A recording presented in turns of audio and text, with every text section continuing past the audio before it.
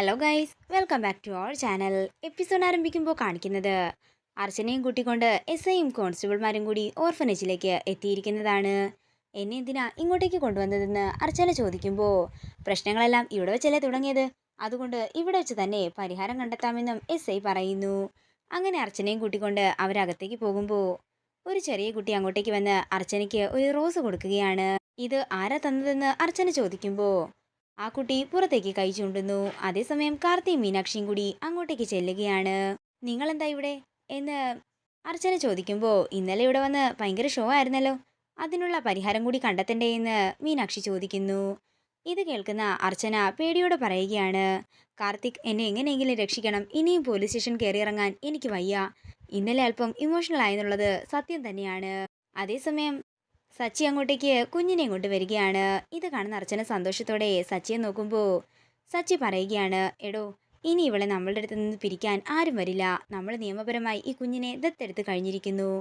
ഇത് കേൾക്കുന്ന അർച്ചന സന്തോഷത്തോടെ സച്ചിയെ നോക്കുമ്പോൾ കാർത്തി പറയുകയാണ്, പാവം കുറച്ച് ദിവസങ്ങളായി ഇതിന്റെ തന്നെ പിന്നാലെ ആയിരുന്നു. താനേ ഭാഗ്യവതിയാ, സച്ചിയെ പോലുള്ള ഭർത്താക്കന്മാരെ അങ്ങനെ അധികം പെണ്ണുങ്ങൾക്കൊന്നും കിട്ടാറില്ലെന്ന് കാർത്തി പറയുമ്പോൾ കാർത്തിയുടെ കയ്യിൽ പിച്ചുകയാണ് മീനാക്ഷി. ഞാൻ എന്നെയും കൂടി ഉൾപ്പെടുത്തിയാ പറഞ്ഞതെന്ന് കാർത്തി പറയുമ്പോൾ എല്ലാവരും ചിരിച്ചുകൊണ്ട് കാർത്തിയെ നോക്കുന്നു.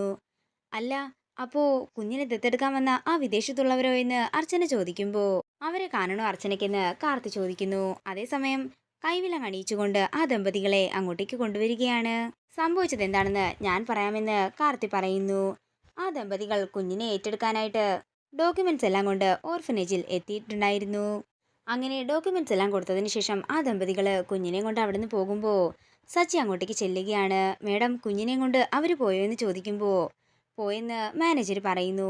മേഡം, അവർ തട്ടിപ്പുകാരാണ്, അവർ തന്ന ഡോക്യുമെന്റ്സ് എല്ലാം വ്യാജമാണ്, ACP കാർത്തിക് പറഞ്ഞിട്ടാ ഞാൻ വരുന്നതെന്ന് പറഞ്ഞ് കുറച്ച് ഡോക്യുമെന്റ്സ് ആ മാനേജറുടെ കയ്യിലേക്ക് കൊടുക്കുകയാണ് സച്ചി. അങ്ങനെ ആ ദമ്പതികൾ കുഞ്ഞിനെ കൊണ്ട് പോയിക്കൊണ്ടിരിക്കുന്ന സമയത്ത് അവന്തിക വിളിക്കുകയും കുഞ്ഞിനെ കൊണ്ടെത്തേണ്ട സ്ഥലമെല്ലാം പറഞ്ഞു കൊടുക്കുകയും ചെയ്യുന്നു. പെട്ടെന്നാണ് ഒരു പോലീസ് ജീപ്പ് അവരുടെ കാറിന്റെ മുന്നിൽ കൊണ്ട് വട്ടമിടുന്നത്.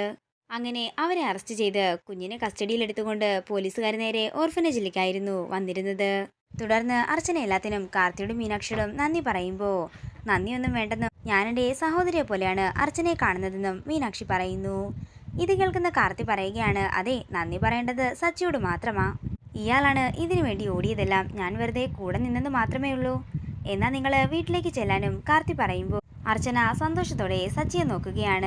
നമുക്ക് വീട്ടിലേക്ക് പോകാമെന്ന് സച്ചി പറയുമ്പോൾ അർച്ചന പറയുകയാണ്, വീട്ടിലേക്കല്ല, നമുക്ക് മറ്റൊരു സ്ഥലത്തേക്കാണ് പോകേണ്ടത്.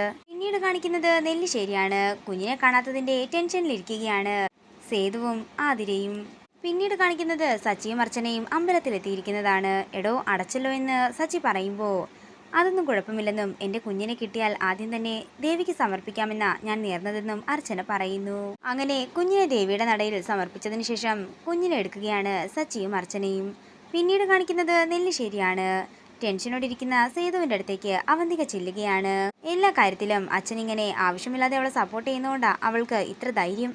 അതിനവൾ ആവശ്യമില്ലാത്തത് ആയിട്ട് എന്താ ചെയ്തതെന്ന് സേതു ചോദിക്കുമ്പോൾ പിന്നെ അവൾ എന്ത് ചെയ്തിട്ടാ അച്ഛൻ അവളെ പോലീസ് കൊണ്ടുപോയതെന്ന് അവന്തിക ചോദിക്കുന്നു. ഇത് കേൾക്കുന്ന സേതു സംശയത്തോടെ അവന്തികയെ നോക്കുകയാണ്. ഇതോടുകൂടി ഇന്നത്തെ എപ്പിസോഡ് ഇവിടെ തീരുകയാണ്. വീഡിയോ ഇഷ്ടമായെങ്കിൽ മറക്കാതെ ലൈക്ക് ചെയ്യുക, ഷെയർ ചെയ്യുക, കമൻറ്റ് ചെയ്യുക. കൂടുതൽ സീരിയൽ അപ്ഡേറ്റ്സിനായി മറക്കാതെ സബ്സ്ക്രൈബ് ചെയ്യുക.